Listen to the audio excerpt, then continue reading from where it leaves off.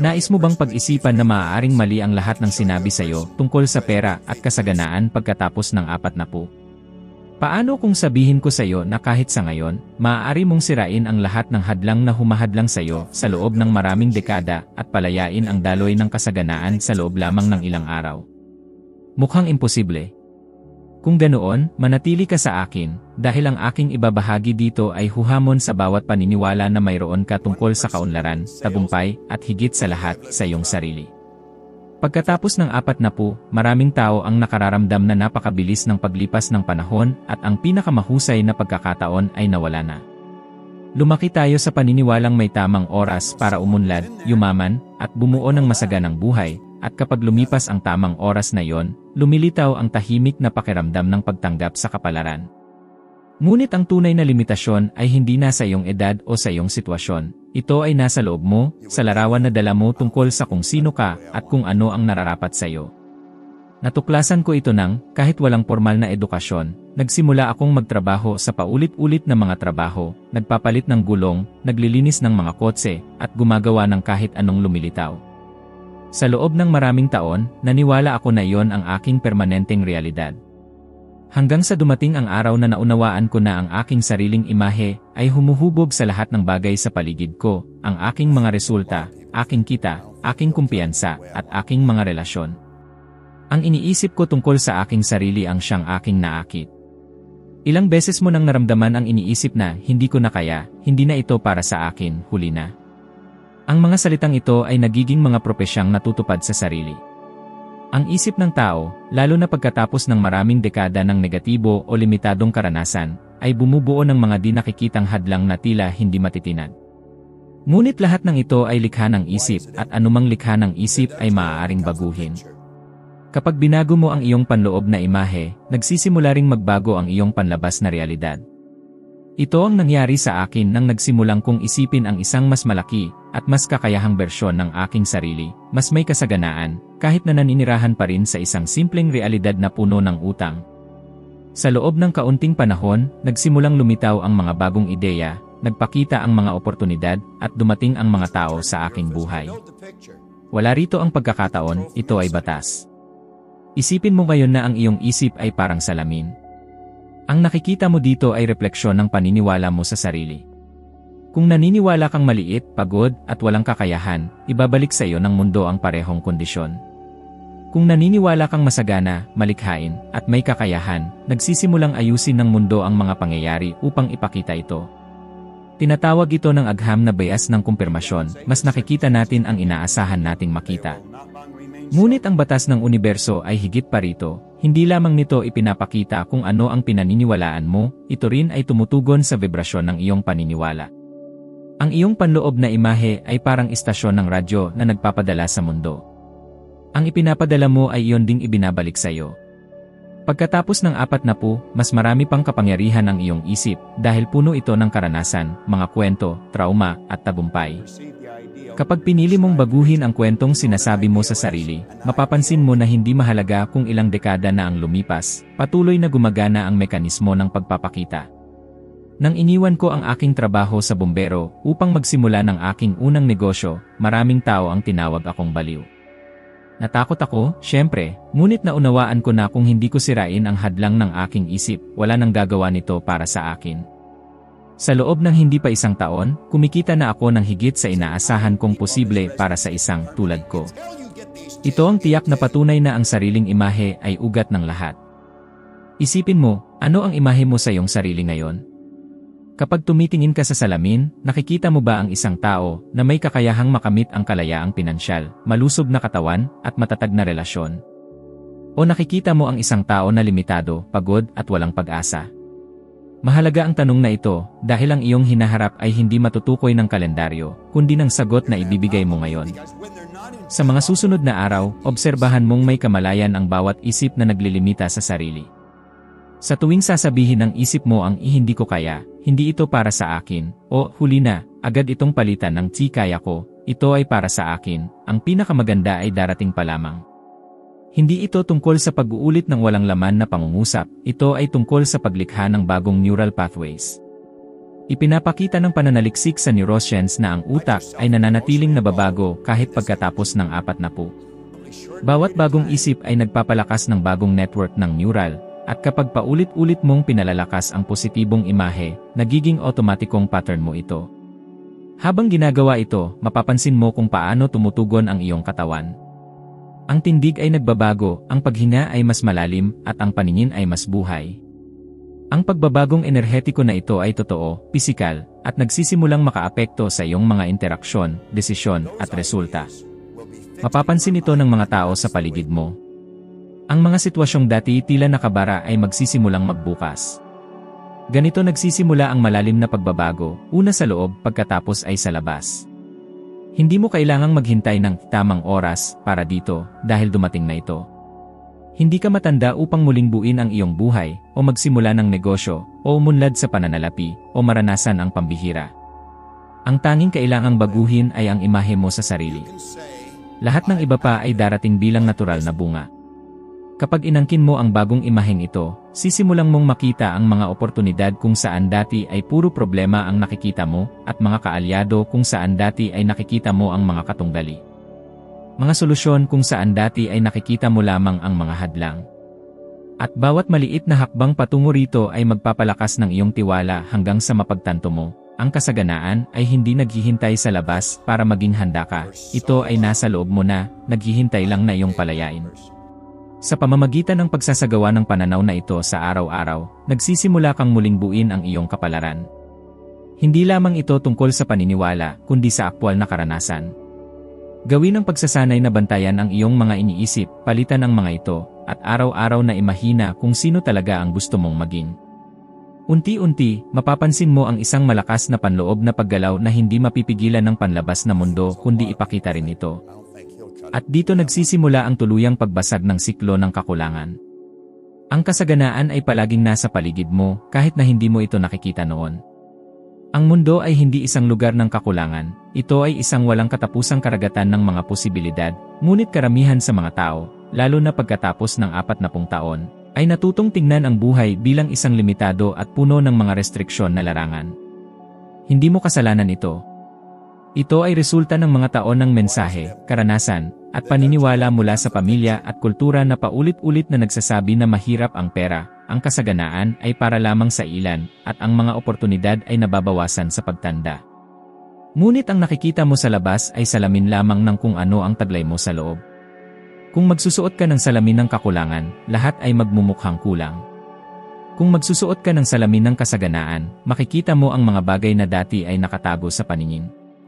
Nang ako ay natrap sa mga simpleng trabaho at walang perspektibo, hindi ko nakikita ang anumang lampas sa mga bayarin at pagod. Ang aking pananaw ay makipot, sanay lamang na makita ang mga problema. Ngunit nang binago ko ang aking focus at nagsimulang maghanap ng mga palatandaan ng kasaganaan, natuklasan ko ang mga pintuan na palaging bukas. Hindi ito mga bagong oportunidad, ito ay mga lumang oportunidad na hindi ko napansin dahil ako ay nasa ibang frequency. Sa ganitong paraan, sumulpot ang ideya na magbukas ng isang negosyo sa paglilinis, isang bagay na tila maliit ngunit nagdala sa akin ng higit sa $100,000 sa unang taon.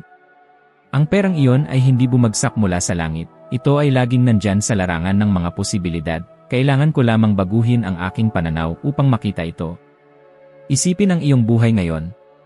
Ilang sitwasyon ang iyong tinitingnan bilang limitasyon, ngunit maaari palang magsilbing panimulang punto para sa bago.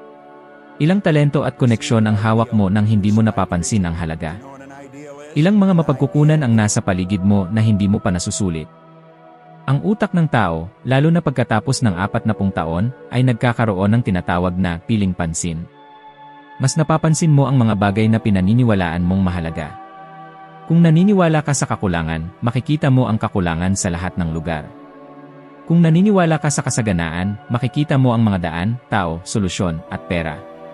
Ang pagbabagong ito ay hindi mahiwaga, ito ay neurolohikal. At kapag pinagsama sa may malay na intensyon, nagiging makapangyarihan ito. Upang magsimula, magsanay ng pagmamasid. Tumingin sa paligid mo ngayon at magsikap na makita ang mga ebidensya ng kasaganaan. Maaaring ito ay mga simpleng bagay, ang dami ng ideya na mayroon ka, ang dami ng taong kilala mo, ang hangin na iyong hinihinga, ang kalikasan sa paligid mo, at ang mga kasanayan na iyong na-develop. Sa pamamagitan ng maingat na pagtatala nito, nireprograma mo ang iyong utak upang makilala at tumanggap ng higit pa. Binubuksan ng pagsasanay na ito ang isang mental na espasyo kung saan ang mga bagong ideya at oportunidad ay nagsisimulang lumitaw ng mas malinaw. Napansin mo na ba kung paano ang ibang tao ay tila laging maswerte? Laging nasa tamang lugar, nakikilala ang tamang tao, at nakakagawa ng kamanghamanghang negosyo. Marami sa kanila ang natutong ituon ang focus sa kasaganaan. Ang focus na ito ay lumilikha ng estado ng isip na nagdudulot ng ibang mga desisyon na nakakaakit ng mga taong may parehong frequency at sa gayon, ibang resulta. Kapag nagsimula kang makita ang kasaganaan, nagbabago ang iyong tindig, nagbabago ang iyong enerhiya, nagbabago ang iyong kilos. At dito dumarating ang mga oportunidad sa iyo. Sa kasalukuyang panahon na may napakaraming pagbabago, ang kakayahang ito ay mas mahalaga. Halimbawa, habang ang ilan ay nakikita ang krisis sa ekonomiya, ang iba ay nakikita ang mga bagong merkado na sumusulpot. Habang ang ilan ay tinitingnan ang pagtanda bilang hadlang, ang iba ay natutuklasan ang mga espesyal na merkado para sa mga taong higit sa 40 taon, sa negosyo, kalusugan, edukasyon o serbisyo. Ang kaibahan ay nasa focus. Ang kasaganaan ay hindi nawala, ito ay nagbago lamang ng lugar at anyo. Subukan na yon ang isang makapangyarihang bagay, bago matulog, isulat ang 10 aspeto ng kasaganaan na mayroon sa iyong buhay ngayon. Hindi mahalaga kung maliit o tila walang halaga. Gawin ito ng 7 magkasunod na gabi. Ang simpleng gawain na ito, kapag inuulit, ay magsasanay sa iyong isip na makita ang kasaganaan, kahit na mababa ang iyong emosyonal na estado. Mapapansin mo ang mga bagong koneksyon sa iyong araw-araw, bagong pag-uusap, bagong intuition. Sa paglipas ng panahon, lumilikha ito ng vibrational field sa paligid mo na umaakit ng higit pa sa mga bagay na kinikilala mo bilang sagana. Habang nagiging ugali ang pagsasanay na ito, may isang pambihirang bagay na nagsisimulang mangyari. Ang mga sitwasyong dati ay tila pagkakataon ay dumarami, ang mga tao ay nagsisimulang lumitaw na nag-aalok ng tulong, at ang impormasyon ay dumarating sa tamang oras. At ang pinakamahalaga, magsisimula kang kumilos ng may higit na tiwala at inspirasyon, dahil ang iyong isip ay nakatuon sa posibilidad, hindi sa limitasyon. Ang kasaganaan ay hindi isang malayong pangako o pantasya. Ito ay isang estado ng kamalayan na maaari mong maranasan ngayon, dito mismo, sa eksaktong puntong kinaroroonan mo. Kapag pinili mong makita ito, ititigil nitong maging hindi nakikita at magiging bahagi ng iyong konkretong realidad. Sa pagbukas ng ganitong mental na espasyo, hindi lamang ang iyong pananaw ang nagbabago, kundi pati na rin ang iyong pagkakakilanlan. Mula sa isang taong naghihintay na magbago ang mundo, nagiging isang tao ka na nagdidirekta ng sariling focus at, sa paggawa nito, nakakaimpluwensya sa paligid mo. At sa puntong ito, ang kasaganaan ay humihinto na sa pagiging teorya at nagiging buhay na karanasan. Kapag binanggit ko ang visualisasyon, hindi ko hinihiling na ikaw ay magkunwari o mamuhay sa walang laman na pantasya. Hinihiling ko na gamitin mo ang kasangkapang ibinigay na ng universo sa iyong isipan, ang iyong imahinasyon. Umupo, ipikit ang mga mata, at isipin ang isang malaking funnel na nakaturo pataas sa tuktok ng iyong ulo. Isipin ang enerhiyang kulay lila na pumapasok doon, umiikot sa iyong isip, bumababa sa dibdib, sa mga braso, hanggang sa mga dulo ng daliri na bumabalot sa bawat kalamnan at bawat kaisipan ng kaliwanagan at kapayapaan. Ang imaheng ito ay hindi lamang tula, ito ay isang konkretong teknik na maaaring ulitin, na naglilinis ng ingay sa isip, nagpapalawak ng pagkamalikhain, at nagbabago ng mga larawan sa mga plano na maaaring maging realidad. Gawin ito ng detalyado, pansinin ang kulay lila, ang pakiramdam ng kasariwaan sa tuktok ng ulo, ang galaw na parang banayad na hangin ang humuhugot sa mga lumang takot. Damhin ang paglawak ng dibdib, pakinggan ang ritmo ng paghinga na bumabagal, pakinggan ang panloob mong tinig na humihimok ng kalmadong damdamin. Habang bumababa ang enerhiya, lumikha ngayon ng malinaw na mga imahe ng gusto mo, ang bank statement na may positibong balanse, ang bayad ng mga utang, ang iyong mesa ng trabaho na may dumarating na mga kliyente, ang pakiramdam ng unang bayad na pumapasok sa iyong account. Hawakan ang mga imaheng ito gamit ang lahat ng iyong pandama. Ano ang nakikita mo? Ano ang naririnig mo? Ano ang nararamdaman ng iyong katawan? Mas maraming pandama ang kasama sa imahe, mas tinatrato ito ng utak bilang kikaranasan, at nagsisimulang maghanda ng mga gawi upang maisakatuparan ito. Tandaan, kung kaya mong panatilihin ito sa isip, kaya mo rin hawakan sa kamay, ang imahinasyon ay ang balangkas ng realidad na nais mong likhain. Hindi ito nag-iisa sa mahika, may ebidensyang siyentipiko na kapag ini-imagine mo ang mga galaw, ang utak ay nag-activate ng mga network na halos kapareho sa ginagamit sa aktwal na aksyon. Ibig sabihin, ang mental na pagsasanay ay nagbabago ng utak at nagpapabuti ng pagganap sa mga konkretong gawain. Ito ay totoo para sa isang atleta na nagsasanay ng isang galaw pati na rin sa iyo na nagsasanay ng reaksyon, kumpiyansa, at mga maliliit na desisyon na nagdadala ng pera at katatagan. Ipinapakita ng mga meta-analysis na ang mental na pagsasanay ay may malaking epekto sa pagganap, lalo na kapag pinagsama sa aktwal na pagsasanay, kaya, ang pag-imagine ng walang aksyon ay nakakatulong. Ngunit ang pag-imagine kasabay ng aksyon ay exponential ang epekto. Ngayon, ang praktikal, espesipiko, at naangkop sa totoong buhay para sa mga taong 40 pataas, dahil ang oras at karanasan ay hindi kaaway, ito ay gasolina. Gawin ang routing ito sa susunod na 7 araw bilang isang maliit na eksperimento. Araw-araw, 10 minuto, 2 minuto para sa paghinga at pagpapahinga, 6 na minuto para sa visualisasyon ng lila, makita, maramdaman, marinig. 2 minuto para isulat ang isang konkretong aksyon na gagawin mo sa susunod na 24 na oras upang lapitin ang imaheng iyon sa realidad. Kung maaari, ulitin ito sa gabi ng 5 minuto bago matulog. Sa 10 minuto bawat araw, magsisimula kang lumikha ng mga bagong neural na daan. Kung tatanggapin mo ang mas malaking pangako na inirekomenda ko sa orihinal na meditasyon, pakinggan at isagawa ito araw-araw sa loob ng 30 araw at maramdaman ang kwalitatibong pagtalon. Huwag baliwalain ang mga makatwirang pagtutol na lumilitaw. Ang pag-imagine ay hindi nagbabayad ng mga bill, wala akong oras, paano kung mabigo ako? Gamitin ang mga ito sa iyong pabor. Pagkatapos ng visualisasyon, gawin ang mental contrasting, imagine ang nais na hinaharap at ihambing ito sa mga totoong hadlang, at lumikha ng mga plano, kung kaya, ang kombinasyong ito. Visualisasyon panandang pandagdag pagtukoy ng hadlang panandang pandagdag konkretong plano, ay napatunayang mas epektibo sa pagbabago ng mga imahe sa aksyon, kaysa sa simpleng panaginip. Halimbawa, kung ang imaheng gusto mo ay isang kliyente na nagbabayad ng proyekto, tukuyin ang totoong hadlang, hindi ko alam kung paano makahanap ng kliyente. Pagkatapos, bumuo ng plano, kung hindi ako makakatanggap ng proposal hanggang Biyernes, kaya ako ay magpapadala ng 5 proposal bukas ng umaga. Ang maliliit na konsistenteng aksyon ay nagpapawalang bisa sa panganib ng walang saysay na pantasya. Mga praktikal na halimbawa para sa karamihan ng mga taong 40 pataas.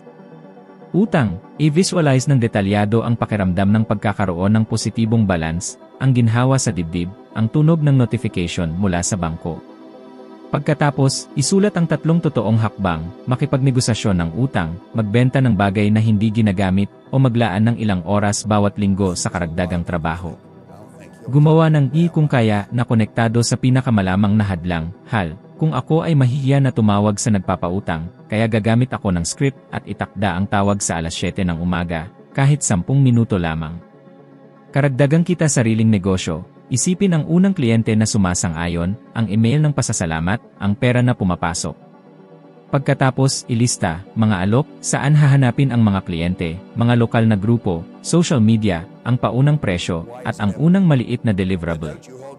Plano, kung hindi ako makatanggap ng tugon pagkatapos ng 3 araw, kaya hihingin ko ang feedback at ayusin ang alok. Kalusugan at enerhiya. I-visualize ang enerhiyang kulay lila na nililinis at nire-regenerate ang bawat selula, maramdaman ang madaling paglakad, isang umaga na walang pagod. Pagsamahin ito sa mga totoong aksyon, paglalakad ng 20 minuto 3 beses sa isang linggo, isang simpleng konsultasyon. Maliit na pagbabago sa pagkain. Plano, kung hindi ako makalakad, kaya gagawin ko ang 10 minuto ng stretching pagkagising. Habang ginagawa mo ito, tandaan na ang utak ay nananatiling plastic kahit nasa gitnang edad, ipinapakita ng mga pag-aaral ng neuroimaging ang mga pagbabago sa estruktura ng utak kapag natututo ang mga matatanda ng bagong kakayahan, hindi kay nakadestino dahil ikaw ay may 40, 50 o higit pa. Ang pagsasanay sa imahinasyon at pagkilos batay dito ay literal na nire-remodel ang iyong circuit ng reaksyon at desisyon. Nais kong ibahagi ang isang totoong karanasan na nagbago sa aking pananaw sa visualisasyon. Nang ipakilala sa akin ang Think and Grow Rich, pagod na ako sa pagsubok ng walang direksyon. Sa unang pagkakataon, umupo ako at ginamit ang imahinasyon ng disiplinado, hindi bilang pagtakas, kundi bilang mental na laboratorio. Naalala ko ang kakaibang pakiramdam, halos parang electric shock, pag-asa na hinalo ng takot. Nandun ako, mag-isa, at pinayagan ang imahe na maging kasing totoo ng tseke sa bangko. Hindi ito nangyari agad-agad, ngunit dumating ang mga ideya, simple at praktikal, na hindi ko makukuha kung hindi ko nilikha ang espasyong iyon sa isip. Umiiyak ako mag-isa noong gabing iyon, hindi dahil sa kawalan ng pag-asa, kundi sa ginhawa. Pagkatapos ay dumating ang konkretong mga hakbang at, kalaunan, ang unang mga resulta. Ang kombinasyon ng emosyon, pagkagulat, pakiramdam ng higpit sa dibdib at pagkatapos ay isang maluwag na ngiti, ay tanda na ang iyong imahinasyon ay nagtatrabaho para sa iyo. Gamitin ito. Ang karanasang ito sa pagbabasa at pagbabago ng focus ay tunay na naging turning point sa aking buhay. Isang huling praktikal na detalye upang matiyak na ang visualisasyon ay hindi magiging magandang panaginip lamang ni i-anchor ang imahe sa isang simpleng pisikal na kilos, halimbawa, pagsasama ng dalawang daliri sa dulo ng visualisasyon, at iugnay ang kilos na ito sa isang micro-action agad-agad, pagsulat ng isang gawain na tatagal ng 10 minuto, pagpapadala ng mensahe, pagsasaliksik ng presyo. Ang pag-anchor na ito ay nagtuturo sa iyong katawan na alalahanin ang creative na estado at gawing kilos. At habang pinapraktis mo ang pasasalamat kasabay ng visualisasyon, pagbibigay ng listahan ng maliliit na biyaya bago o pagkatapos ng session, pinapalawak mo ang iyong kabutihan at resiliensya. May mga nasusukat na epekto sa mood at enerhiya ang pasasalamat na nagpapadali sa mas epektibong mga desisyon sa araw-araw. Sa kabuuan, ang praktikal na protocol na maaari mong gawin ngayon, una, umupo sa isang tahimik na lugar, ikalawa, gawin ang pagbaba ng hininga at pagpapahinga, tulad ng pagbibilang mula 10 hanggang 1 sa isip, ikatlo, visualize ang funnel at ang lavanda na enerhiya na umiikot, gawing sensorial ang imahe, ikaapat, ilarawan ang layunin na mayaman sa sensorial na detalye, ikalima, tukuyin ang pinakamalaking totoong balakid at gumawa ng kung kaya na plano, ikaanim, i-anchor sa pamamagitan ng 1 kilos at isagawa ang micro-action sa loob ng susunod na 24 na oras. Ulitin araw-araw, 17 araw na eksperimento upang mapansin ang pagbabago, 30 araw upang mapagtibay ang bagong presensya ng isip. Tandaan, imahinasyon panandang pandagdag kontra sa realidad panandang pandagdag konkretong plano katumbas equals tunay na pagbabago. Kung ibibigay mo sa iyong sarili ang simpleng prosesong ito, at gagawin ang koneksyon sa pagitan ng imahe at aksyon, matutuklasan mo na ang daloy ng ideya, oportunidad, at tapang ay lilitaw. Dito nagsisimula ang visualisasyon na hindi lang trick, kundi nagiging praktikal na puwersa upang magbukas ng pinto, makikita mo ang mga solusyon, gagawin ang tamang koneksyon, at mararamdaman ang tiwala na pinapalakas ng iyong mga taon ng karanasan, hindi nililimitahan. Ang batas ng vibrasyon ay hindi lamang maganda sa salita, ito ang mekanismo kung paano tumutugon ang universo sa iyong inilalabas. Lahat ay vibra, lahat ay gumagalaw, walang nananatiling static, at ang galaw na ito ang lumilikha ng atraksyon at pagbabago. Kapag pinag-uusapan ko ito sa aking mga meditasyon, inilalarawan ko ang katotohanan ito, ang enerhiyang pumupuno sa iyo at dumadaan sa bawat selula ay ang wika kung paano tumutugon ang mundo. Ilang beses mo nang sinisi ang edad, ekonomiya, o swerte sa hindi pag-unlad. Ito ay mababaw na paliwanag. Ang totoong tanong ay, sa anong frequency ka namumuhay? Nagpapadala ka ba ng senyales ng kawalan ng pag-asa, pag-aalala, at kakulangan, o senyales ng kapayapaan, tiwala, at pag-asa? Ang iyong emosyonal na estado ang transmitter, ang mundo ay tumutugon sa parehong frequency. Isipin ito, kapag ikaw ay tensyonado, sarado, at nag-aalala sa bawat sentimos, ang iyong mga desisyon ay maliit, ang iyong mga pag-uusap ay kumikibot at ang mga oportunidad ay tila lumilihis. Kapag ikaw ay kalmado, mapagpasalamat, at bukas, lumalawak ang iyong persepsyon, lumalaki ang iyong mga pagpipilian, at nagsisimula ng magbukas ang mga pinto. Kung iniisip mo na ito ay mistisismo, huminto at obserbahan ang iyong araw. Ang mataas na emosyon, pasasalamat, katahimikan, kuryosidad, ay nagbabago sa iyong kilos sa nasusukat na paraan, mas maayos kang magsalita, mas maagang kumilos ng may tapang sa maliliit na hakbang, at natural na naakit ang mga tao na may parehong vibrasyon. Ipinapakita ng modernong agham na ang emosyonal na estado ay humuhubog sa pagpoproseso ng utak, paggawa ng desisyon, at resiliensya. Sa praktika, Nangangahulugan ito na ang iyong vibrasyon ay direktang nakakaapekto sa iyong mga pagkakataon ng tagumpay. Hindi ito mahika, ito ay sanhi at epekto. Maaring iniisip mo, sige, pero may bayarin ako. Ang pakiramdam ng mabuti ay hindi nagbabayad ng mga bill. Sang-ayon ako, ang visualisasyon ng walang aksyon ay aliw lamang. Ngunit ang tamang vibrasyon ay hindi pumapalit sa aksyon, pinapalakas nito ito. Ang mga taong nananatili sa mataas na vibrasyonal na estado ay mas mahusay magplano, mas matyaga, at madalas nakakakita ng solusyon na hindi nakikita ng taong tensyonado. Kaya ang tamang pagkakasunod ay, una, ayusin ang iyong panloob na estado, pagkatapos ay gawin ang aksyon na naka-inspire mula sa bagong estado. Ngayon, paano ito ilalapat sa araw-araw, lalo na kung ikaw ay 40 taon pataas at pagod na sa pagsubok at pagkakamali? Subukan ang isang praktikal na eksperimento kasama ko. Simulan ang bawat umaga sa isang key vibrational reset ng 5 minuto. 3 malalim na hinga, 3 bagay na iyong ipinagpapasalamat, at 60 segundo ng pag-imagine ng isang maliit, ngunit tunay na tagumpay para sa araw, isang natanggap na bayad, positibong usapan, o isang bagong ideya. Ito ay nag-aayos ng iyong emosyonal na larangan sa pagsabay sa mga posibilidad, at inihahanda ang iyong katawan upang kumilos ng mas malinaw. Sa kalagitnaan ng araw, gawin ang isang check-in ng 60 segundo, huminga, ngumiti ng 10 segundo, at isa-isang isipin ang isang bagay na nagtagumpay. Sa gabi, isulat ang isang tagumpay kahit maliit man. Ang simpleng prosesong ito ay nagbabago ng iyong pattern ng pansin at nagsisimula ng pagsasanay sa iyong vibrasyon. Para sa mga may matinding rational resistance, masyadong soft ito, gamitin ang mental contrast technique. Isipin ang pinakamalala at pinakamagandang bersyon ng araw. Tukuyin ang isang tunay na hadlang at gumawa ng kikung pagkatapos na aksyon. Halimbawa, kung hindi ko makausap ang kliyenteng iyon bago ang Biyernes, pagkatapos ay magpapadala ako ng proposal sa sulat at tatawag sa Sabado ng 10:00 ng umaga. Ang mataas na vibrasyon ay nagbibigay ng tapang upang isakatuparan ang plano. Ang plano ay nagbabago ng vibrasyon sa resulta. Walang himala kung walang konkretong hakbang. Maraming praktikal na halimbawa ang nagpapakita ng dinamika na ito.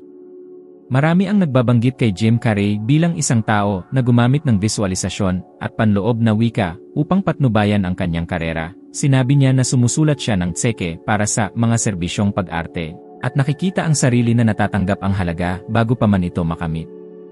Hindi ko sinisigurado na ang pag-uulit ng aksyon na iyon ay magbibigay ng parehong landas, ngunit gumagana ang prinsipyo, malinaw na intensyon panandang pandagdag na kaayon na emosyonal na estado panandang pandagdag tuloy-tuloy na aksyon.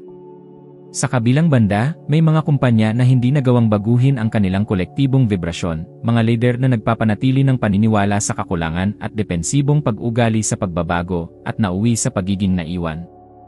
Ang Kodak at Blockbuster ay mga halimbawa ng mga institusyong hindi nakasabay sa bagong realidad. Ang kakulangan sa mental na adaptasyon ay nagdulot ng malaking gastusin. Ipinapakita ng mga kasong ito na ang vibrasyon ay hindi lang tungkol sa pakiramdam ng mabuti, ito ay kahandaan upang makita ang pagbabago, muling likhain ang sarili, at kumilos. Nais kong ibahagi ang isang nangyari sa akin, simple ngunit totoo. May panahon na naglilingkod ako sa Royal Canadian Navy, ngunit sa lupa lamang, isang pakiramdam ng pagiging nasa pila, naghihintay na may mangyari. Ramdam ko ang vibrasyon ng pagsunod sa paligid, lahat tila tinatanggap ang maliit na kapalaran. Ito ay isang malalim na hindi komportable, halo ng pagkabalisa at hiya sa pagiging kontento.